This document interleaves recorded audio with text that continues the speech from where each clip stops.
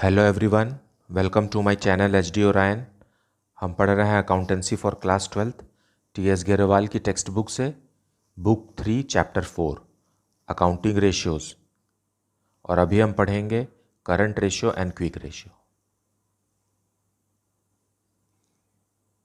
So let us see some questions from the text book.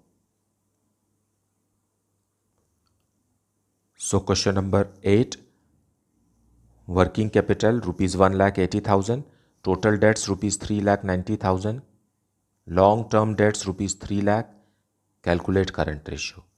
क्योंकि हम अभी पढ़ रहे हैं शॉर्ट टर्म सॉल्वेंसी रेशियोज, उसमें करंट रेशियो और क्विक रेशियो है, और इस क्वेश्चन में हमें करंट रेशियो निकालना है और इन्फॉर्मेशन यहाँ ये दिया हुआ है। सो let us calculate current ratio. So solution 8, question में दिए हुए इन्फॉर्मेशन से हमें करंट रेशियो कैलकुलेट करना है। क्वेश्चन में हमें टोटल डेट्स दिया है, total debts is equal to long term debts plus current liability. अब हम इसका वैल्यू पुट करके करंट लायबिलिटीज़ कैलकुलेट करेंगे। लॉन्ग टर्म डेट्स 3,00,000 है, सो 3,00,000, और टोटल डेट्स दिया हुआ है 3,90,000 plus current liabilities.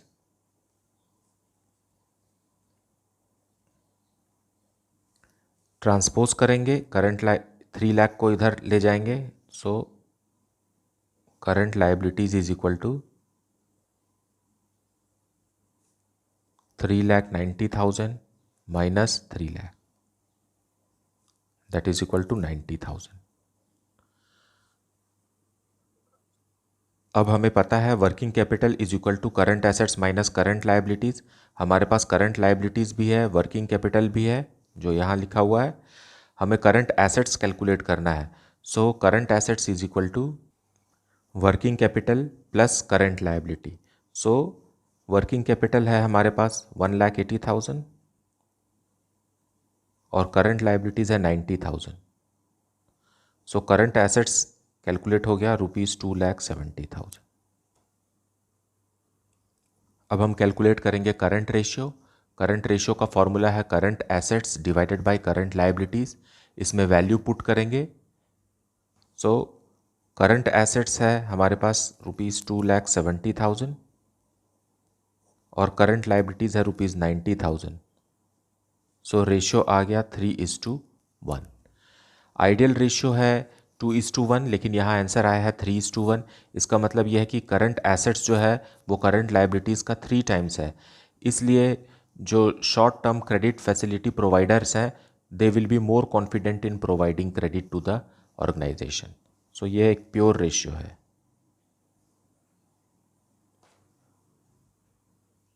Now let us see the next question. Question number 9, current assets are ₹7,50,000 and working capital is ₹2,50,000, calculate current ratio.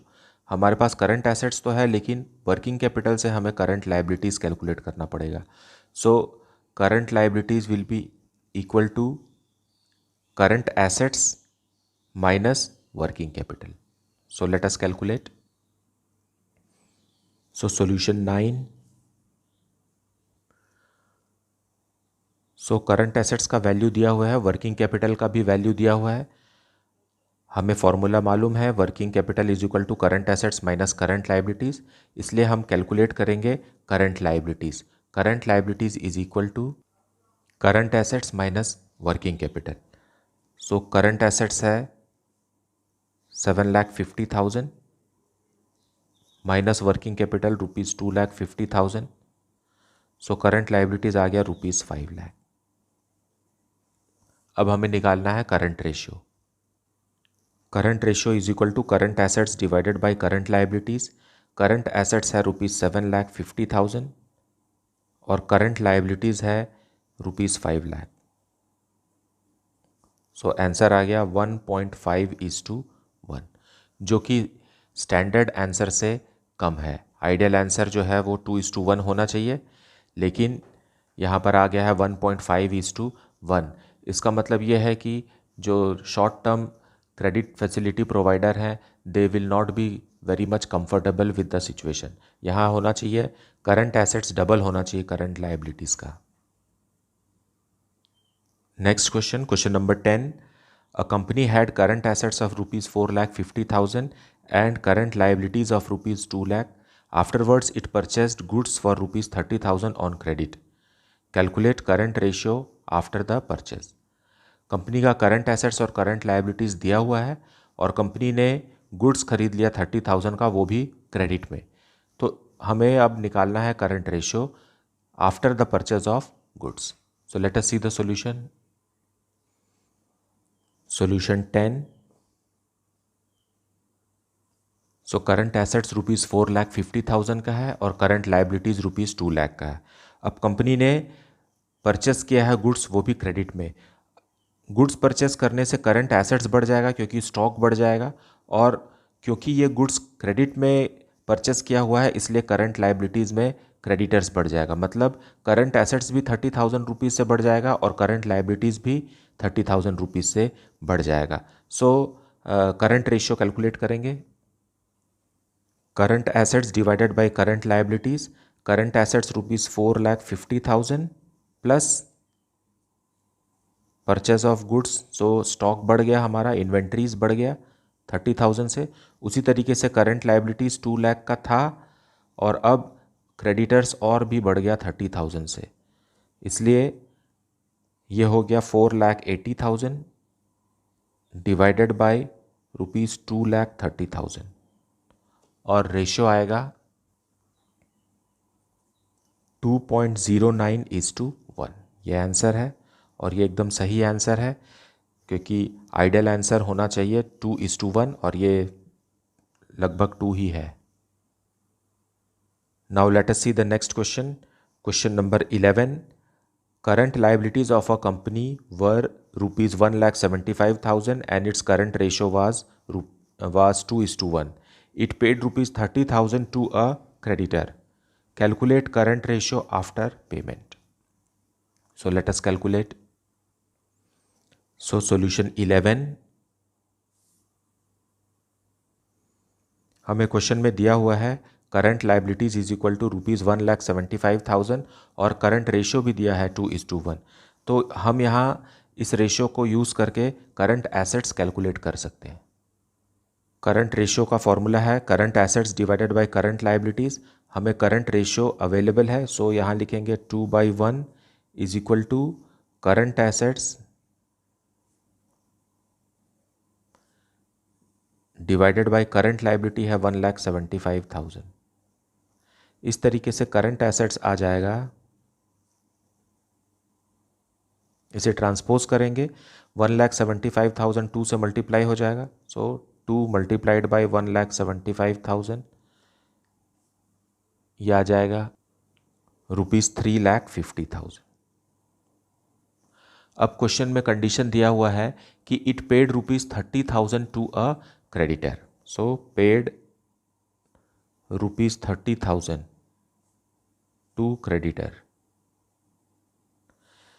So current assets भी 30,000 rupees से कम हो जाएगा क्योंकि पेमेंट तो कैश में हुआ होगा या बैंक से हुआ होगा। कैश और बैंक दोनों ही करंट एसेट हैं, तो करंट एसेट्स 30,000 से रिड्यूस हो जाएगा और करंट लाइबिलिटीज़ भी रिड्यूस हो जाएगा क्योंकि क्रेडिटर्स को पेमेंट हो रहा है, मतलब क्रेडिटर्स कम हो रहे हैं। So current ratio is equal to ₹3,50,000 minus 30,000। उसी तरीके से करंट लाइबिलिटीज़ जो है दिया हुआ है 1,75,000 माइनस 30,000। सो अमाउंट आ जाएगा 3,20,000 डिवाइडेड बाय 1,45,000। सो रेशियो आ गया 2.21:1 और ये आइडियल रेशियो के बहुत ही करीब है। So situation is very very good. Let us see next question. Question number 12. Ratio of current assets ₹3 lakh to current liabilities ₹2 lakh is 1.5:1. The accountant of the firm is interested in maintaining a current ratio of 2:1 by paying off a part of current liabilities. compute amount of current liabilities that should be paid so that the current ratio at the level of 2:1 may be maintained. Now यहाँ पर current assets दिया है, current liabilities दिया है, इनका ratio 1.5:1 है। अब accountant चाहते हैं कि ये 1.5:1 चेंज होकर के 2:1 में हो जाए, और इसको करने के लिए वो करंट लाइबिलिटीज़ का पेमेंट करना चाहते हैं। तो हमें बताना है कि हम कितने रुपीज़ का करंट लाइबिलिटीज़ का पेमेंट करें जिससे कि 1.5:1 चेंज होकर के 2:1 हो जाए। So let us see the solution. So solution 12, current ratio is equal to current assets divided by current liabilities. Current ratio हमें दिया हुआ है 1.5:1, मतलब 1.5/1 इज इक्वल टू, और करंट एसेट्स और करंट लाइबिलिटी का भी अमाउंट हमें दिया हुआ है 3 lakh divided by 2 lakh.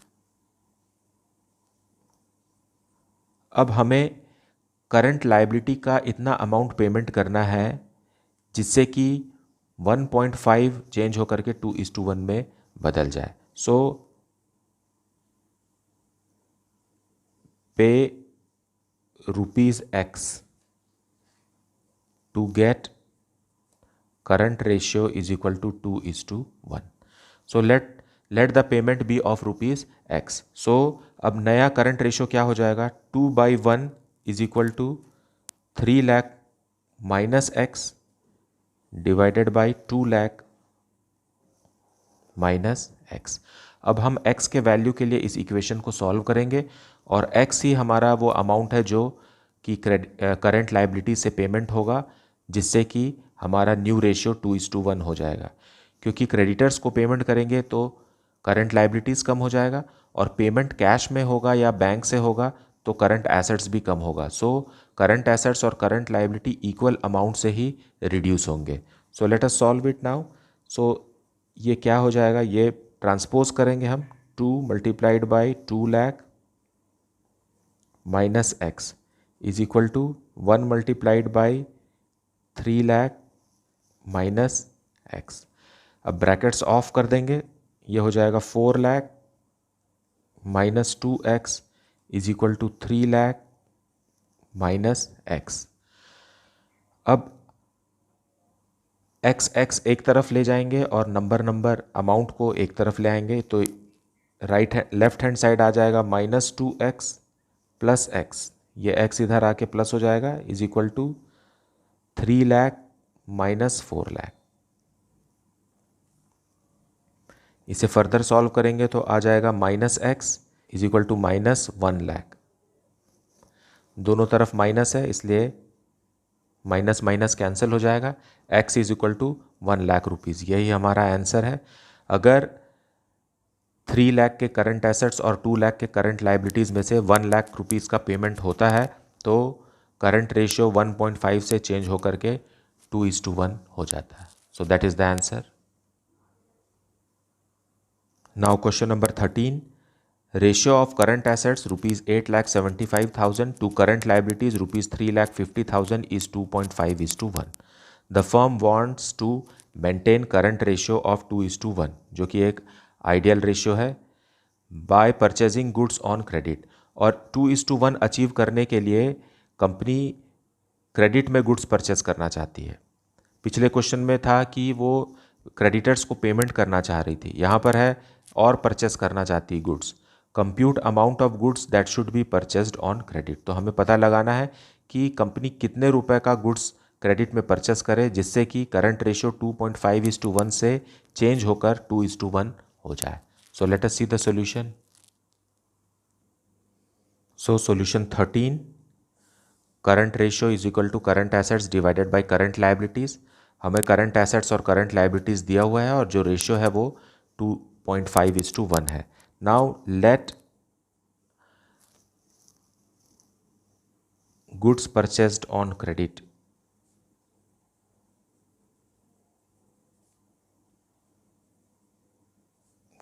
be of ₹X। So X rupees का गुड्स अगर क्रेडिट में परचेस करते हैं तो करंट रेशियो चेंज होकर के 2/1 हो जाता है। मतलब 8,75,000, क्योंकि गुड्स क्रेडिट में परचेस किया गया है इसलिए करंट एसेट्स में अमाउंट ऑफ गुड्स इंक्रीज हो जाएगा स्टॉक इंक्रीज होने के कारण, और करंट लायबिलिटी में भी क्रेडिटर्स जो है वो बढ़ जाएगा, और ये दोनों इक्वल अमाउंट से ही बढ़ेंगे। मान लीजिए अगर हमने गुड्स 10,000 का ख़रीदा है तो स्टॉक भी 10,000 से बढ़ेगा और क्रेडिटर्स भी 10,000 से बढ़ेगा, लेकिन हमें अभी पता नहीं है कि वो 10,000 है कि नहीं है। Now we will solve for the value of X. Transpose करेंगे तो यहाँ आ जाएगा 2 multiplied by 3,50,000 plus X is equal to 1 multiplied by 8,75,000 plus X. अब इसे सॉल्व करने से हमें आएगा ये 7 लाख हो जाएगा। 7 lakh plus 2x is equal to 8,75,000 plus X. अब इसे ट्रांसपोज करेंगे, एक्स एक्स एक तरफ ले आएंगे और नंबर्स को दूसरे तरफ ले जाएंगे तो ये आ गया 2x minus X is equal to 8,75,000 minus 7 lakh. x is equal to 1,75,000। मतलब ये है, यही हमारा आंसर है। मतलब ये है कि अगर कंपनी 1,75,000 का गुड्स क्रेडिट में परचेस करेगी तो इसका करंट रेशियो जो कि 2.5 था वो चेंज होकर के 2:1 हो जाएगा। Now let us see the next question. Question number 14, a firm had current assets of ₹5 lakh. It paid current liabilities of ₹1 lakh and the current ratio became 2:1. Determine the current liabilities and working capital before and after the payment was made. Company के पास, firm के पास current assets 5 lakh के थे और current liabilities 1 lakh का था और current ratio 2:1। Firm के पास current assets ₹5 lakh का था और इस फर्म ने करंट लाइबिलिटीज़ 1 लाख रुपीज़ का पेमेंट कर दिया, जिससे कि करंट रेशो 2:1 हो गया।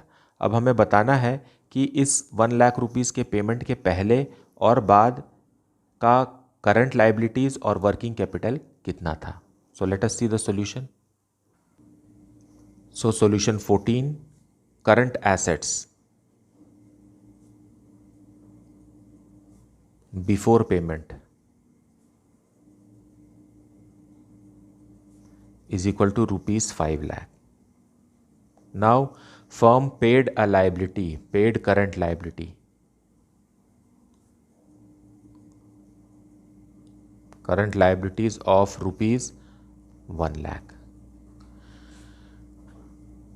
So current ratio दिया हुआ है, हमें पता है current ratio is equal to current assets divided by current liabilities.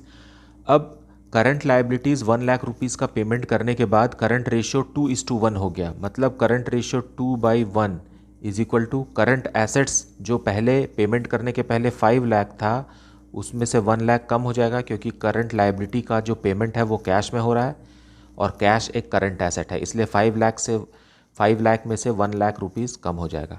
और करंट लाइबिलिटी हमें पता नहीं है, लेकिन इसमें से भी 1 लाख रुपीज़ कम हो जाएगा। So let us solve for the value of current liability. ये हो जाएगा 2 multiplied by current liability minus 1 lakh is equal to, ये रिड्यूस होकर के 4 लाख हो जाएगा, 1 multiplied by 4 lakh. So 2 times of current liability is equal to 4 lakh minus, ये मल्टीप्लाई हो जाएगा, 2 टाइम्स ऑफ करंट लाइबिलिटी यहाँ बन गया। अब ये 2 मल्टीप्लाई होगा 1 लाख से तो ये हो गया 2 लाख, और ये माइनस है तो ये अगर राइट हैंड साइड जाएगा तो ये हो जाएगा plus 2 lakh. So current liability आ गया हमारा 6 lakh divided by 2 which is equal to 3 lakh. ये हो गया बिफोर पेमेंट का। अब आफ्टर पेमेंट के लिए निकालेंगे तो क्या हो जाएगा, करंट लाइबिलिटी माइनस 1 लाख, ये है current liability 3 lakh minus 1 lakh, ये हो गया करंट लाइबिलिटी 2 लाख का आफ्टर पेमेंट।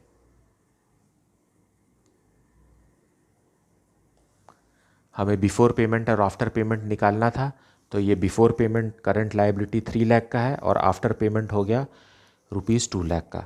वर्किंग कैपिटल निकालना है, तो वर्किंग कैपिटल का फॉर्मूला है current assets minus current liabilities. अब बिफोर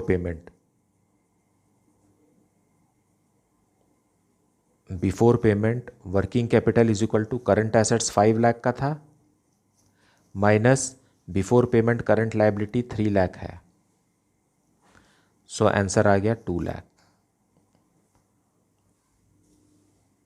अब आफ्टर पेमेंट निकालेंगे।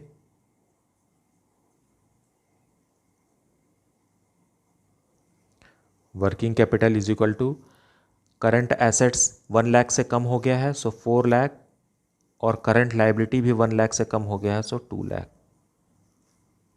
ये हो गया ₹2 लाख,